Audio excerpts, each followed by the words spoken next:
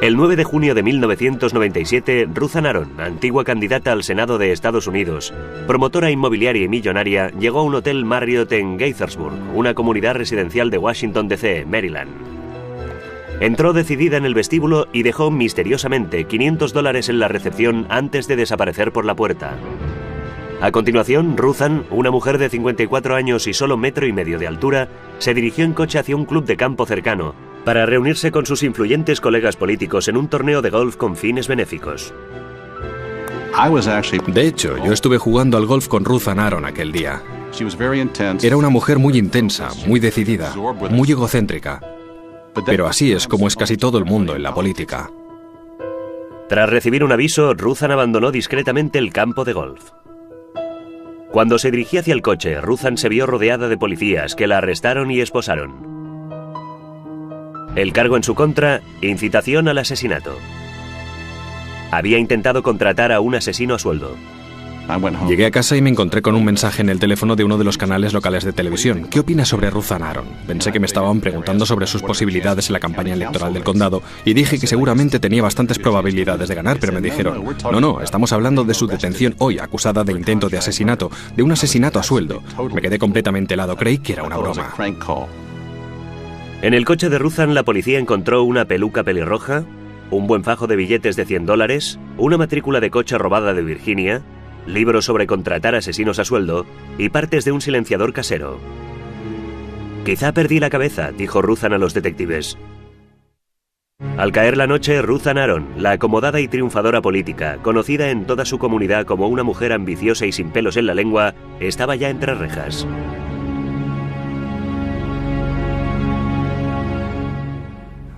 La detención de Ruthann Aron causó sensación en Washington, D.C. Ocupó grandes titulares en la portada del Washington Post y fue el tema principal para la opinión pública en la zona. Pero, ¿a quién había intentado matar Ruthann? ¿Y por qué?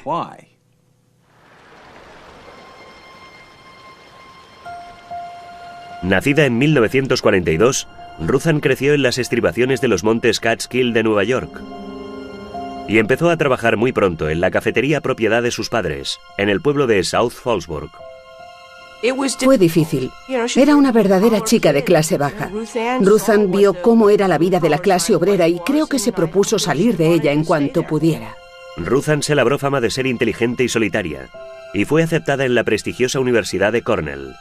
En 1965, Ruthann se casó con Barry Aron, un prometedor estudiante de medicina. La pareja salió a duras penas adelante en la ciudad de Nueva York, mientras el joven Barry terminaba sus estudios de medicina. Ruthann trabajaba, mientras Barry iba a la facultad. Ella tenía que aceptar largas jornadas laborales para sacar adelante a la familia. La pareja tuvo pronto 2 hijos, pero la incipiente carrera médica de Barry les permitió mudarse a un confortable barrio residencial del condado de Montgomery, en Maryland.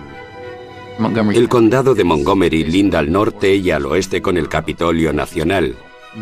Muchos de los habitantes del condado trabajan en los pasillos del poder de Estados Unidos. Ruthann se dedicó por completo a cumplir con su papel de ama de casa suburbana, pero la vida de Ruthann y Barry no era tan apacible como parecía. Los Arons atravesaron tiempos difíciles a principios de los años 70. Barry tuvo una relación extramatrimonial y la pareja se separó durante un tiempo.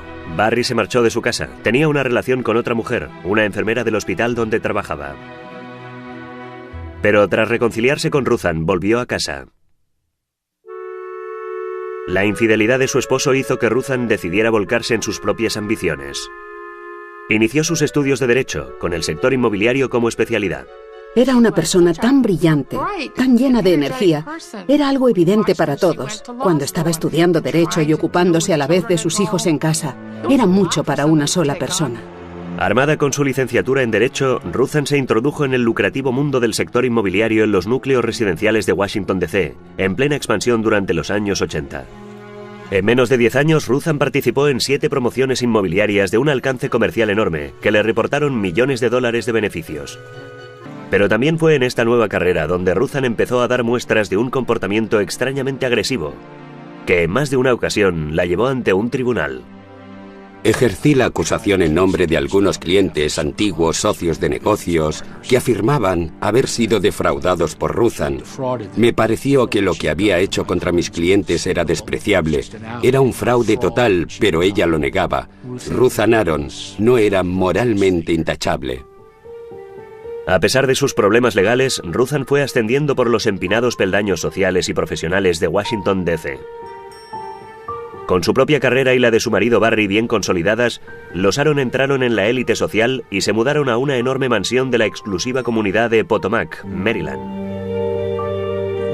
El simple nombre de Potomac evoca imágenes de la tierra prometida. Todos los habitantes de la zona de Washington, D.C. desean vivir en Potomac antes de morir. Allí están las casas más lujosas, la gente más rica, las mejores escuelas. Es el lugar ideal si lo que quieres es una casa grande, con terreno alrededor donde tener caballos. Yo siempre digo que Potomac es el lugar donde va a morir la excitación. Es un lugar tan perfecto, tan formal, tan pudibundo. Si los Aron hubieran vivido en cualquier otra parte de América, habrían estado considerados como la pura encarnación del éxito. La consulta médica de Barry prosperaba y vivían en una casa grande en un barrio lujoso. Pero en Washington, el éxito no se mide por el dinero, sino por la influencia política y el poder. Ruthann lo sabía y se propuso obtener un cargo electo. Aquí la política no es ningún juego. Los políticos se entregan completamente. Es un asunto serio, es un deporte sangriento. Ruthann consiguió convertirse en uno de los 5 miembros del prestigioso Comité de Planificación Urbana del Condado de Montgomery, un grupo con una enorme influencia en propiedades inmobiliarias por valor de millones de dólares. Uno de los asuntos más importantes en los barrios residenciales de Washington es el desarrollo urbanístico. Los miembros del Comité de Planificación ocupan un puesto de mucha influencia y poder en el sector. Fue un momento realmente importante en su vida. Probó por primera vez las mieles del cargo público y creo que desarrolló una adicción. Mientras Ruthann extendía su influencia por todo el condado, se enorgullecía además de tener una afición poco común. Le encantaban las armas de fuego. A menudo podía vérsela en campos de tiro de la zona disparando sus pistolas. Le gustaba el poder y lo ejercía sin piedad en el Comité de Planificación Urbana. Recuerdo una vez cuando riñó a gritos a una ancianita canosa que titubeaba en sus declaraciones. Todos los presentes nos miramos y dijimos, oye, déjala, es una anciana. En cuanto entró en el Comité de Planificación ya empezó a apuntar más alto. El Consejo del Condado, la Asamblea Legislativa. Ella y yo hablamos a menudo del tema. Almorzamos juntos muchas veces hablando de su carrera. Ella quería dar el siguiente paso. Pero pocos de sus colegas esperaban lo que sucedió entonces. El nombre de Ruthann Aron llamó la atención de un grupo de presión en el Comité Nacional Republicano, que buscaba una candidata fuerte para presentarse a las elecciones para el Senado por Maryland. Entusiasmada con la propuesta, Ruthann no dejó escapar esta oportunidad. Me quedé de piedra cuando me enteré que se presentaba como senadora para el estado de Maryland. Completamente anonadada. Normalmente vas ascendiendo poco a poco. Estar en el comité de planificación sería un paso en esta dirección, pero es muy poco habitual que alguien del comité de planificación se presentara para un cargo a nivel estatal. Lamento tener que mencionar el aspecto financiero. Pensad que no conseguiremos nada sin ganarnos antes a los medios de comunicación. Con una agresiva campaña para recaudar fondos, Ruthann contrató a los mejores asesores políticos que pudo conseguir con su dinero. Pero cuando su insólita candidatura empezaba a cobrar impulso, Ruthann recibió una impactante noticia. Su padre, David Greenswag, de 77 años, había sido asesinado en su casa. La campaña de Ruthann para entrar en el Senado tuvo que frenar en seco. Sin embargo, ¿permitiría Ruthann que sus ambiciosos planes descarrilaran por culpa de esta tragedia?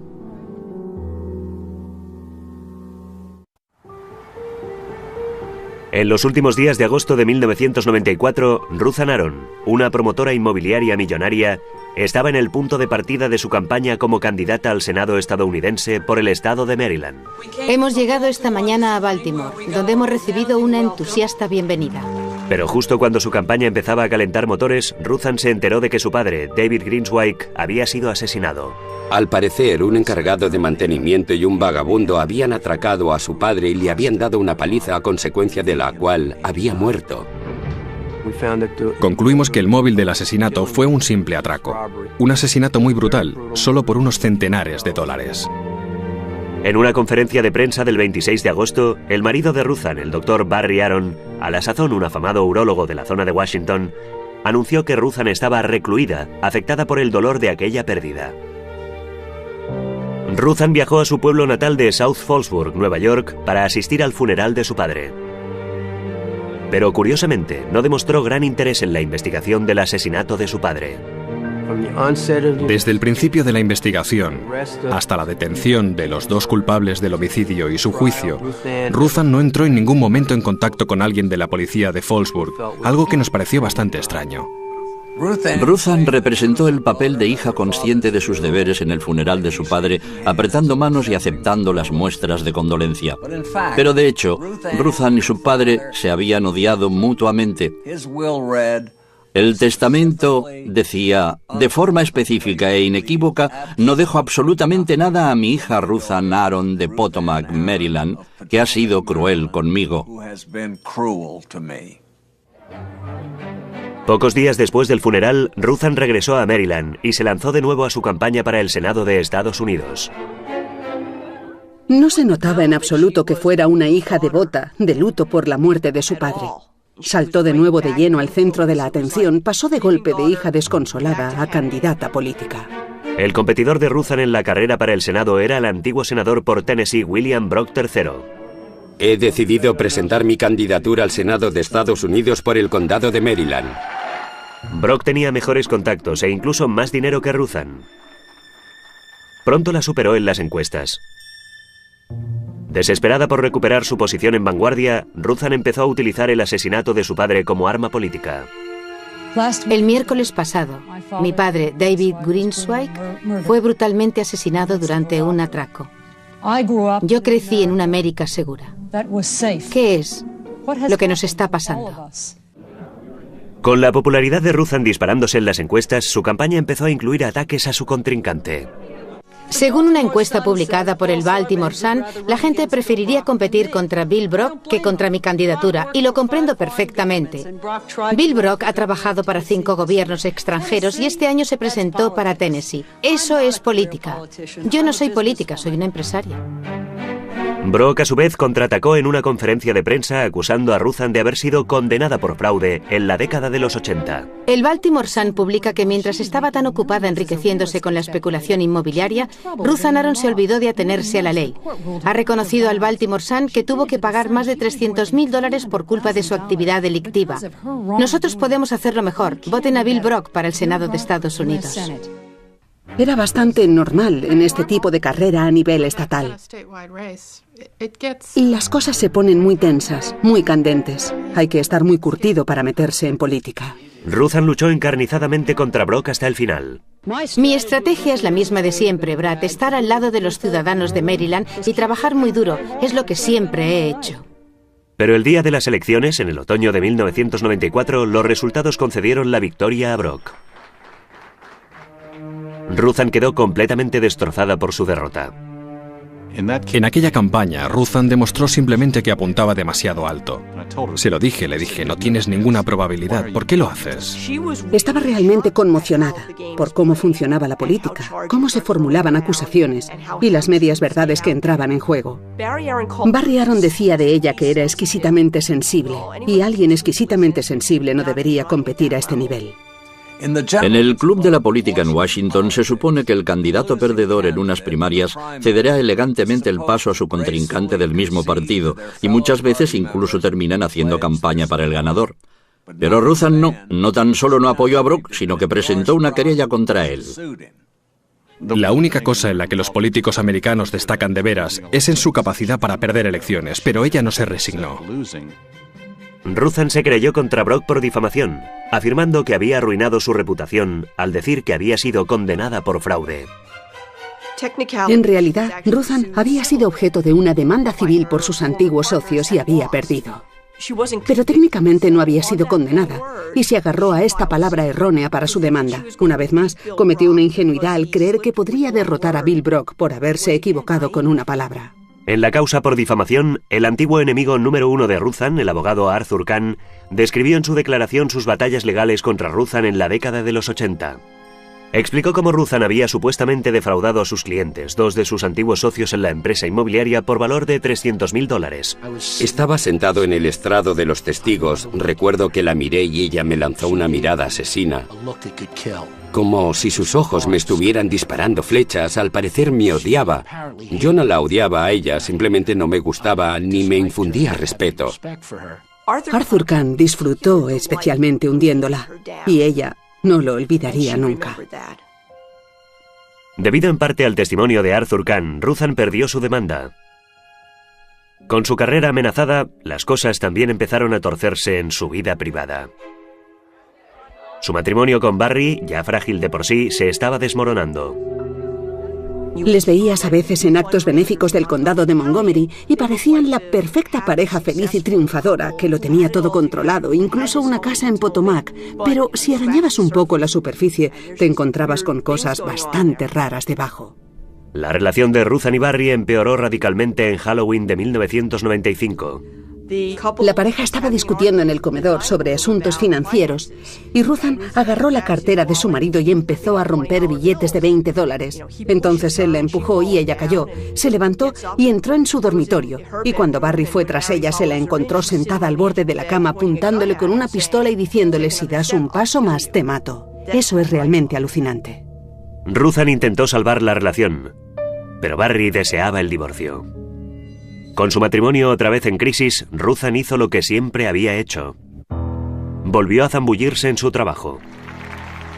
Relanzó de nuevo su carrera política y anunció su candidatura como concejal del condado de Montgomery.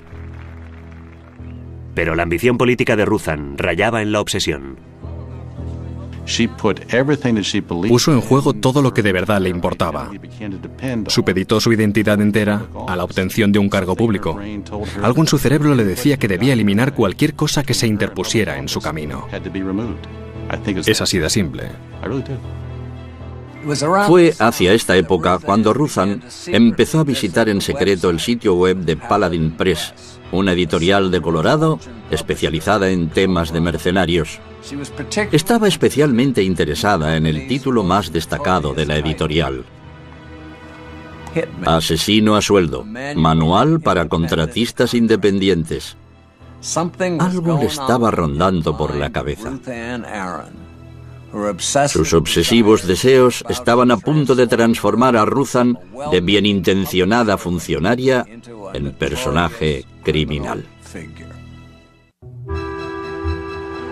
En la primavera de 1997, Ruthan Aron, promotora inmobiliaria muy acaudalada y ambiciosa política del condado de Montgomery, estaba empezando a dar muestras de un extraño comportamiento. En plena campaña política para el prestigioso cargo de concejal del condado de Montgomery, Ruthan entró en una tienda de artículos para el hogar y compró 2 silenciadores de cortacéspedes, elementos que suelen emplearse para fabricar un silenciador de pistola casero. Compró un libro de Paladin Press sobre cómo hacer un silenciador casero. Vamos, algo de interés común para cualquier ama de casa. Al mismo tiempo, el deteriorado matrimonio de Ruthan con Barry Aron iba de mal en peor. Convencida de que se relacionaba con otras mujeres, hacía años que Ruthan no le permitía dormir en el dormitorio de su mansión en Potomac. Sabemos que era pasivo-agresivo por las cosas que hacía. Se supo que había escrito una nota a su mujer con un bloc de papel con el membrete de un fármaco. En la nota Barry decía: pienso tener una amante si me da la gana. Y si no te gusta, puedes pegarte un tiro en la cabeza. Entre los juegos psicológicos de su marido y la ambición desbordada de Ruthan, la situación estaba abocada al desastre. Una cálida mañana de junio de 1997, un empresario local llamado Billy Mosburg estaba desayunando en un hotel de Rockville, Maryland. Al dirigirse hacia la puerta, se topó con una conocida, Ruthan Aron. Me dijo: si necesito hablar contigo, ¿puedo llamarte este fin de semana? Le contesté: claro. Propietario de una gran planta de tratamiento de residuos en una comunidad alejada del centro urbano, Billy era uno de los personajes más polémicos de la zona. Era un personaje muy conocido en el condado de Montgomery, no tenía pelos en la lengua, era un iconoclasta, una especie de rebelde. Había estado enzarzado en un conflicto con el condado a causa de su empresa. Tras la experiencia de su conflicto con las autoridades locales, Billy no quería saber nada de políticos ni gente en el poder. Pero cuando recibió una llamada de Ruthann, aceptó encontrarse con ella a regañadientes. Le dije, hay un lugar en esta misma calle que se llama J.J. Muldons. Podríamos encontrarnos allí. Yo solo pensaba en las carreras de coches NASCAR que daban aquel día. Sentado en el reservado, enfrente de Ruthann Aron y con la mirada fija en la pantalla del televisor, Billy solo la escuchaba a medias, hasta que oyó una asombrosa petición. Empezó a decir que creía en la máxima del ojo por ojo. Dijo que quería eliminar a cierta gente. Estaba decidida a hacerlo. Y yo me di cuenta, pensé, esta mujer lo dice realmente en serio. Quiere matar a alguien. Ruthann quería que asesinaran a alguien y pidió ayuda a Billy. No le dijo en ningún momento el nombre de la supuesta víctima, pero su petición asustó a Billy. ¿Por qué demonios me lo pediría a mí? No tengo ni idea, pero ¿de qué va todo este asunto? Yo había tenido ciertos roces con las autoridades locales y empecé a pensar, esta mujer está metida en política, esto debe ser una trampa. Presa del pánico, Billy corrió a su casa para reflexionar sobre lo que debía hacer. Poco deseoso de recurrir a las autoridades del condado de Montgomery, llamó al FBI. Pero los agentes no dieron crédito a su historia y se lo quitaron de encima. Billy decidió que debía arriesgarse y recurrir a alguien digno de confianza en el gobierno local. Recuerdo que recibí una llamada, yo iba de camino hacia el recital de mi hija y Billy Mosburn me llamó por el móvil y me dijo que necesitaba hablar conmigo. Yo le dije, bien, podríamos vernos mañana por la tarde y él me dijo, no, quiero decir ahora. Por sugerencia de Dean, Billy se encontró con él en un lugar público, la charcutería Woodside en Silver Spring, Maryland.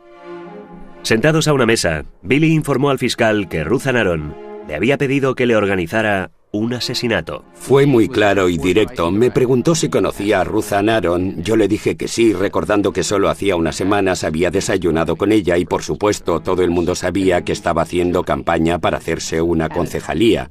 Y él me dijo, bueno, he tenido una extraña conversación con ella.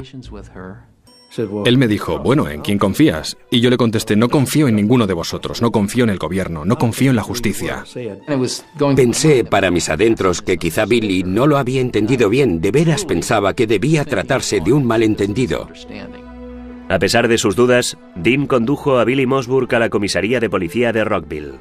Lo más importante era, ¿corre alguien peligro ahora mismo? Eso es lo que debíamos descubrir de inmediato. Billy fue interrogado por los escépticos agentes que sospechaban de su veracidad porque no podía darles el nombre de la víctima potencial de Ruthann. No fue una entrevista, fue un interrogatorio de 3 o 4 horas. Billy Mosburn tenía tanto miedo de terminar en la cárcel por una supuesta acusación falsa contra Ruthann que durante una pausa se fue a un bar cercano y pidió 2 hamburguesas de queso extra grandes, pensando que sería su última comida en libertad. Teníamos que asegurarnos si todo lo que Billy decía era cierto, entonces teníamos que interponer una acción judicial contra Ruthann Aron. No íbamos a cubrirle las espaldas. El sargento me preguntó, ¿estás dispuesto a ayudarnos? Y yo le dije, porque si no iba a estar aquí. Le hicieron subir a su propio coche, le pincharon el móvil y le dijeron que llamara a Ruthann Aron. Lo hizo, y ellos escucharon, y pronto se desvanecieron sus dudas. Ruthann. Billy. Hola, Ruthann, ¿qué tal estás? Muy bien, encantada de hablar contigo. ¿Hay tan poca gente con la que puedas hablar de veras? Estaba pensando sobre aquel tema que discutimos el otro día.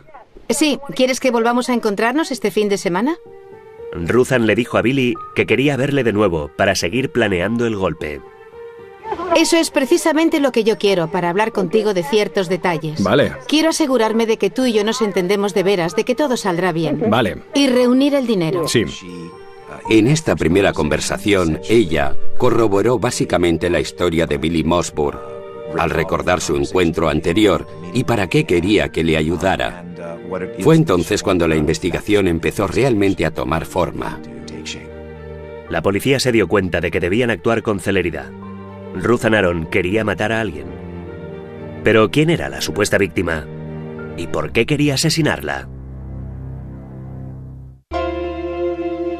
En la primera semana de junio de 1997, la promotora inmobiliaria millonaria y conocida candidata a una concejalía del condado de Montgomery, Ruthann Aron, había entrado en contacto con un empresario local llamado Billy Mosburn, y le había pedido que organizara un asesinato. Estaba buscando un asesino a sueldo y recurrió a Billy pensando que era de su propia cuerda. Solo conocía a esa mujer de haber estado con ella unos 20 minutos y de repente se presenta y me pide que sea un asesino a sueldo. Algo no encajaba en esta historia. Temeroso de que se tratara de una trampa, Billy se dirigió a la policía en secreto. La policía indicó a Billy Mossburg que organizara otro encuentro. Seguramente cundió la inquietud cuando Ruthan insistió en encontrarse con Billy en el campo de tiro local. La policía tenía una camioneta de vigilancia en el campo de tiro y Billy llevaba un micrófono. Esperaban que Ruthan no lo descubriera.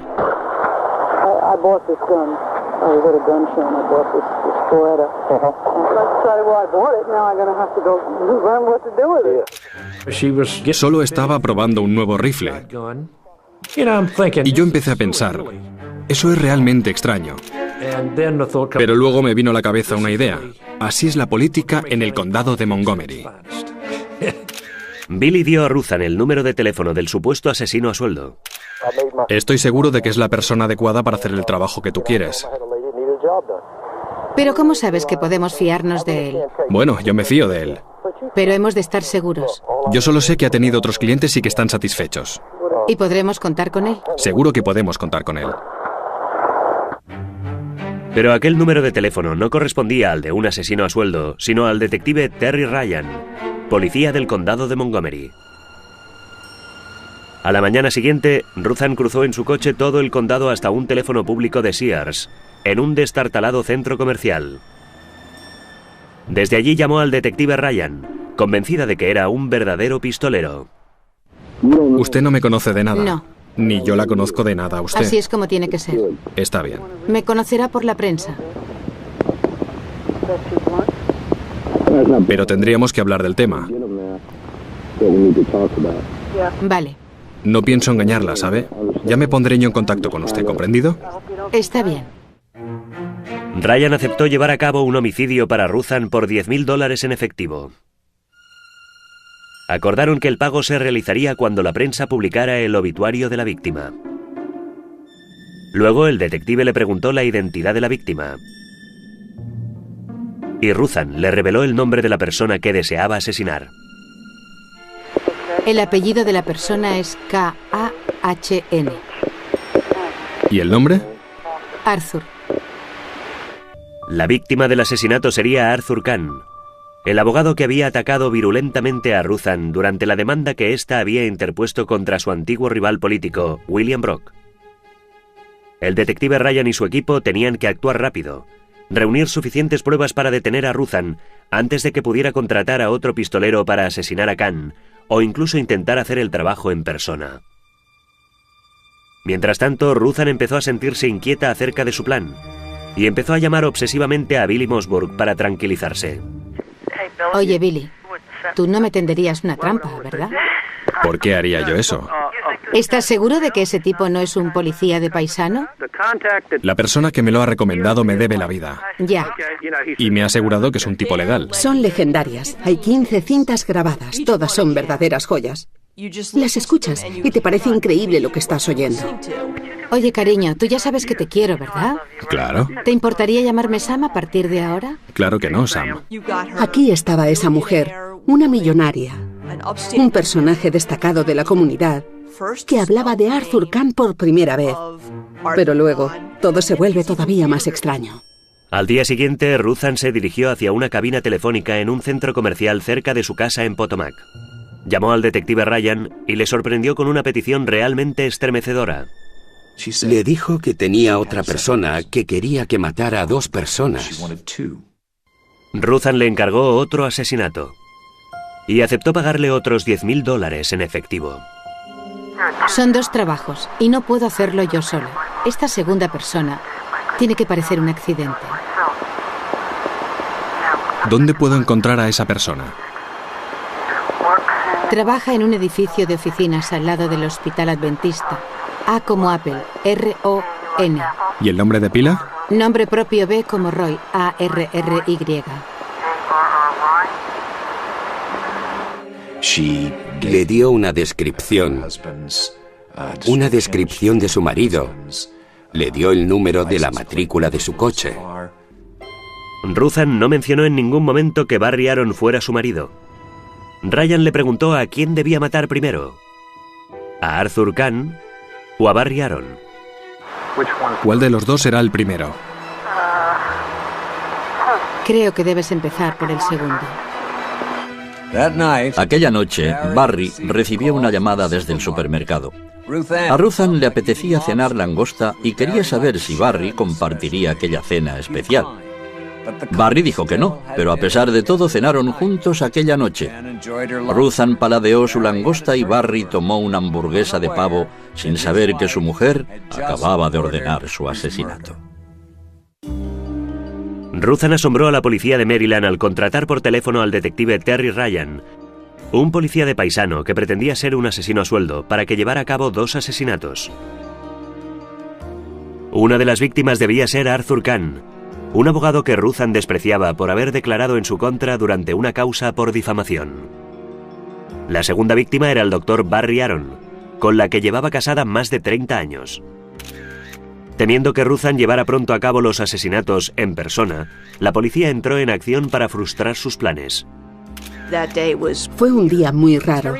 Terry Ryan, el agente de policía, le dijo que metiera $500 en un sobre acolchado con el nombre de una empresa ficticia y lo dejara en la recepción de un hotel Marriott en Gaithersburg. Poco podía imaginarse Ruthan que mientras se preparaba para pagar un adelanto de 2 asesinatos por contrato, alguien vigilaba sus más mínimos movimientos. Los alrededores del hotel eran un hervidero de policías y detectives. Supongo que debe ser propensa al dramatismo, porque se compró un sombrero de ala ancha, gafas de sol y una gabardina muy larga. Se dirigió hacia el rincón más alejado del aparcamiento, lejos del vestíbulo del hotel, y se disfrazó. Y luego entró simplemente, depositó el adelanto y sin alejarse demasiado del hotel, se quitó el disfraz y se quedó vestida para ir a jugar al golf. Tras dejar el adelanto para los asesinatos, Ruthan se dirigió hacia el campo de golf. Se fue a jugar al golf con amigos suyos del comité de planificación, charló con ellos y se comportó como si no pasara nada especial en su vida. Estuvimos todos allí reunidos antes del partido y ella repartía apretones de mano como un político. Era amable, no parecía sucederle nada especial y se marchó temprano. El detective Ryan llamó a Ruthan por última vez. Recibió una llamada del policía para asegurarse de que era realmente este su encargo. Dijo, ya tengo el adelanto. A menos que me diga lo contrario, ya puedo darlo por hecho. Y ella le contestó con voz muy tranquila. Le dijo que eso era lo que quería. Bueno, ¿estamos de acuerdo entonces? Sí. Dentro de un par de semanas la llamaré para hablar del siguiente paso. De acuerdo. No tardaré mucho, tendré que largarme pronto. Muy bien. Nos pareció ser una prueba irrefutable de que se trataba de una tentativa de asesinato por encargo, planificado con toda tranquilidad y sangre fría. Cuando Ruthan se dirigía hacia su coche, la policía se adelantó y la detuvo. Con Ruthan detenida, los detectives empezaron a reunir todas las pruebas en su contra. Cuando la detuvieron, nadie podía creer que se tratara de ella. Tenía que haber algún error. La policía debía haberse equivocado. Pero en el coche de Ruthan encontraron numerosos indicios de sus intenciones asesinas. Los investigadores incluso sospecharon que quizá tuviera la intención de llevar a cabo los asesinatos ella misma. Creo que no hay duda de que había pensado en hacerlo ella misma, pero no supimos lo avanzado de estos planes hasta que registramos su hogar. La policía entró rápidamente en la mansión de Potomac de los Aaron. En el armario de Ruthan encontraron un gran rifle de asalto militar. Cerca, un trozo de papel con 3 nombres escritos: Barry Aaron, Arthur Kahn y John Harrison, otro abogado que había testificado contra Ruthan en el pasado. Pensaba que también se interponía en su camino y que tenía que librarse de él. La policía supuso que era la lista de asesinatos de Ruthan. Lo más curioso de todo fue el hallazgo de un recipiente de farmacia lleno de un extraño polvo blanco. Enviaron el frasco al laboratorio de la policía para que lo analizaran. Entre otros intentos para armar el rompecabezas, los detectives preguntaron a un atónito Barry Aaron si recordaba algo especialmente extraño que hubiera sucedido recientemente en su casa. El doctor Aaron nos contó una historia muy curiosa. Una noche ella se ofreció a prepararle su plato favorito a base de chile. Observó que añadía un ingrediente blanco al plato, pero supuso que sería alguna especia. Ella no probó la comida. Él tomó un par de raciones, entonces se había sentado en una tumbona y se había quedado dormido hasta las 9:30 del día siguiente. Al despertar dijo que se sentía como si le hubiera atropellado un camión. Los resultados del laboratorio confirmaron las sospechas de los investigadores.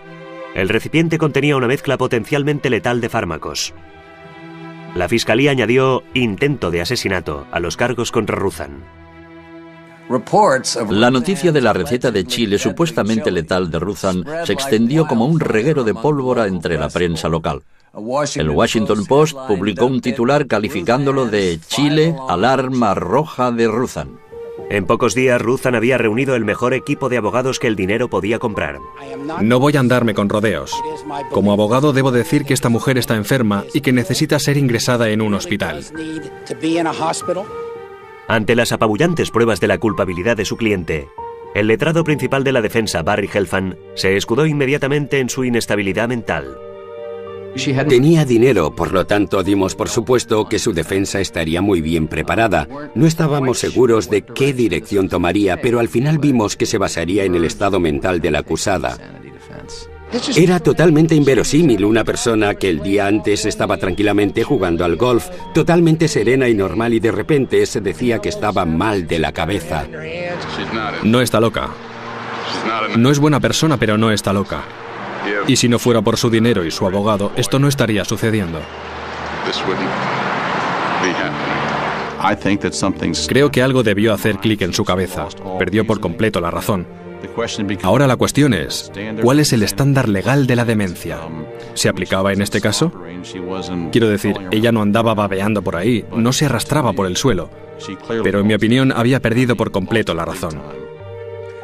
El proceso judicial más sonado en la historia del condado de Montgomery estaba a punto de empezar y todo Washington se preguntaba lo mismo. ¿Podría Ruzan convencer a un jurado de que estaba realmente loca? Ruzan Aaron estaba a punto de comparecer ante un tribunal acusada de 2 tentativas de asesinato por encargo. El equipo legal que asumía su defensa presentó una sucesión de costosos expertos psiquiátricos que certificaron su inestabilidad emocional. La defensa afirmó que Ruzan sufría un trauma psicológico causado por los abusos de su padre cuando era pequeña. Todo el proceso terminó siendo una especie de batalla entre médicos.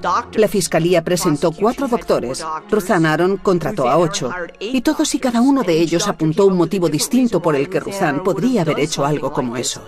Un doctor que testificó para la defensa afirmó que Ruzan tenía una segunda personalidad llamada Alex Anders, porque había encargado sus libros sobre mercenarios bajo este nombre. Nadie pretendía negar que Ruzan no tuviera ciertos problemas mentales, pero la enfermedad mental no exime automáticamente de la responsabilidad criminal. No es una defensa automática. Tras 6 semanas de testimonios, la causa terminó de repente en proceso nulo porque un solo miembro del jurado, que se negaba a declararla culpable, impidió llegar a un veredicto. Pero los problemas legales de Ruzan no se habían terminado, ni mucho menos. Inmediatamente la fiscalía llevó de nuevo el caso ante un tribunal en un segundo proceso. Justo antes de que el jurado se retirara a deliberar, Ruzan cambió su declaración y decidió abandonar la lucha. Poniéndose por completo en manos del tribunal y confiando en su clemencia, Ruzan abandonó su defensa basada en la enajenación mental y decidió no refutar la acusación, admitiendo así implícitamente su culpabilidad. Supongo que decidió que había llegado el momento de izar la bandera blanca, intentar salvar algo de todo aquello. El 24 de noviembre de 1998, Ruzan fue condenada a 3 años en la penitenciaría del condado, además del tiempo ya pasado en detención. Aunque se habían retirado los cargos de intento de asesinato, basado en el supuesto envenenamiento de su marido Barry, Ruzan siguió batallando, incluso entre rejas. A pesar de estar en la cárcel, Ruzan no quería renunciar al cargo en el comité de planificación que tanto apreciaba. Se negó a renunciar a su cargo y obligó al comité a celebrar una audiencia pública para votar su destitución. En medio de su proceso de divorcio, todavía en marcha, el marido de Ruthann, Barry, presentó una demanda civil adicional por valor de $7,5 millones contra Ruthann por daños emocionales. Ruthann contraatacó demandándole por $24 millones porque, según afirmó, Barry le había recetado dosis abusivas de fármacos adictivos como Xanax, Valium y Alcion. Los esposos separados cerraron por fin su litigio en 2001 con un acuerdo financiero que no ha trascendido. Para mí, la moraleja de esta historia es equilibrio personal. Puedes obsesionarte tanto en alcanzar tu objetivo, en triunfar en algún campo, que pierdes toda la perspectiva. Creo que esto es lo que pasó en este caso. Ruthann Aron empezó como cualquier otro político, pero de alguna manera se fue obsesionando hasta el punto de perder la razón. Y al final, tuvo que pagar el precio. Siempre se dice que el poder corrompe. Realmente no valía la pena que Ruthann perdiera toda su humanidad en esta búsqueda del poder. Al final, ya no era la persona que yo había conocido. A finales de 2001, Ruthann salió de la cárcel y se trasladó a otro estado donde vive bajo otro nombre. Pero para algunos, por lejos que esté, el hecho de que Ruthann ya esté en la calle es motivo de gran inquietud. Mucha gente del condado estaba preocupada. Temían que Ruthann, al salir de la cárcel, quisiera resarcirse o vengarse de alguna manera si decían algo negativo acerca de ella. Quizás serían ellos los siguientes en su lista. Sí, es capaz de cualquier cosa. Por todo lo que sé de ella ahora, es capaz de cualquier cosa. No hay día en que no se me pase por la cabeza que esa mujer puede presentarse de repente y que seguramente tengo en mi armario una camiseta con una diana estampada.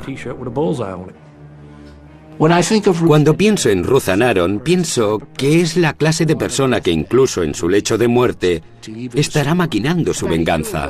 Hará cerca de un año vi un coche desconocido en mi garaje, fuera de lugar. Empiezas a imaginarte cosas. Quizás sea ella que ha venido a por mí. ¿Quién hubiera podido imaginar que una menuda y acomodada señora de Potomac sería capaz de infundir tanto temor en toda una comunidad?